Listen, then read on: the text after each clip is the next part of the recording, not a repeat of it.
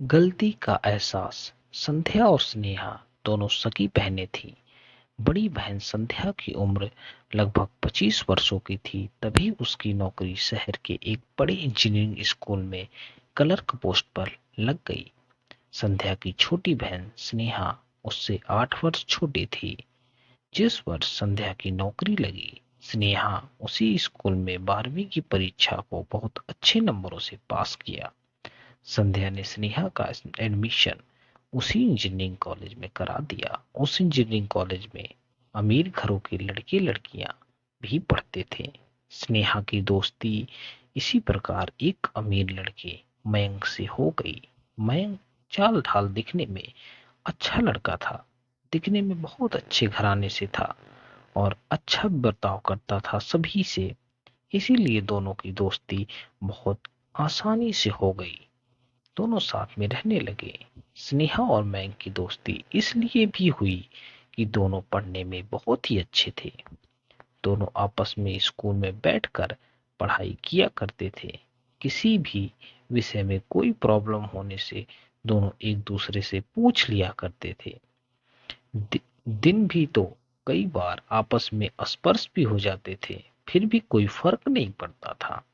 स्नेहा की दीदी संध्या अपने कामों में इतनी व्यस्त रहती थी कि उसे स्नेहा को टाइम देने के लिए समय ही नहीं बचता था। संध्या और स्नेहा दोनों ही स्कूल के पास एक घर को किराए पर ले रखा था। दोनों उस घर में अकेली रहती थी। उनके माता पिता गांव में रहते थे। संध्या और स्नेहा का घर घर आने पर बहुत ज्यादा ख्याल रखती थी।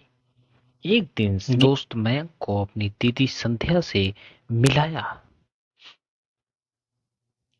संध्या मयंक से मिलकर खुश हुई क्योंकि उसके विचार बात करने से बहुत अच्छा लगा। संध्या ने मयंक को अपने घर पर चाय पर बुलाया। वैसे दिखने में काफी सुंदर और सुशील था। घर पर आने की वजह से स्नेहा काफी खुश हुई और सभी ने मिलकर चाय पिया और पकौड़े खाए। मयंक खुशी खुशी अपने घर चला गया। पहले सेमेस्टर का रिजल्ट आने पर मयंक बहुत अच्छे नंबरों से पास हो गया, लेकिन स्नेहा का एक सब्जेक्ट में बैक लग गया। संध्या स्नेहा पर बहुत ही ज्यादा नाराज हुई और संध्या ने मयंक से रिक्वेस्ट किया कि वह घर पर आकर स्नेहा की पढ़ाई में मदद करे ताकि वह उस सब्जेक्ट को क्लियर कर सके जिस सब्जेक्ट में वह फेल हुई। मयंक रोज शाम को घर पर आकर स्नेहा को पढ़ा देता था। धीरे धीरे स्नेहा उस सब्जेक्ट में काफी अच्छी हो गई और दूसरे सेमेस्टर के रिजल्ट में वह पास भी हो गई। संध्या बहुत खुश हुई और उसने मयंक को पढ़ाना जारी रखा। मयंक ने उसे पढ़ाना जारी रखा क्योंकि संध्या ने उससे रिक्वेस्ट किया।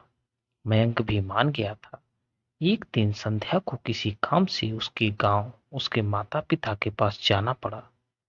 उसने स्नेहा से कहा कि 3-4 दिन किसी तरह अकेले बिता लेना।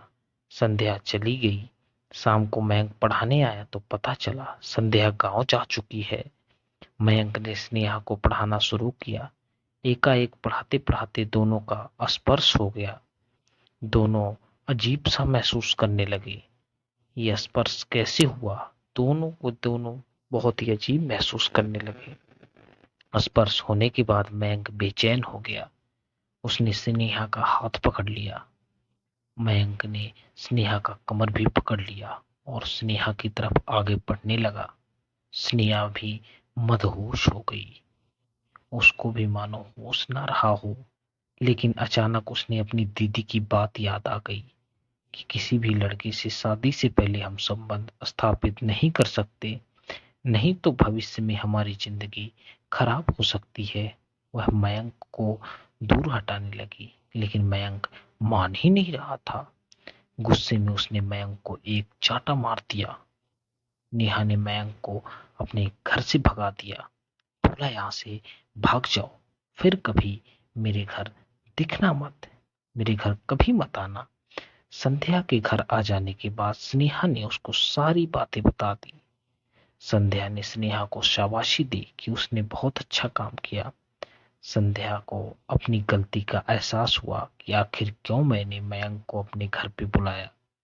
मयंक को अपने घर पे नहीं बुलाना चाहिए था। अब स्नेहा किसी भी लड़के से दोस्ती करने में कतराने लगी। वह किसी भी लड़के से बात तक नहीं करती। अभी वह केवल लड़कियों से ही बातचीत करती और पढ़ाई में उनकी मदद ले लिया करती। सच में हमें कभी भी किसी लड़की का मजबूरी में फायदा नहीं उठाना चाहिए।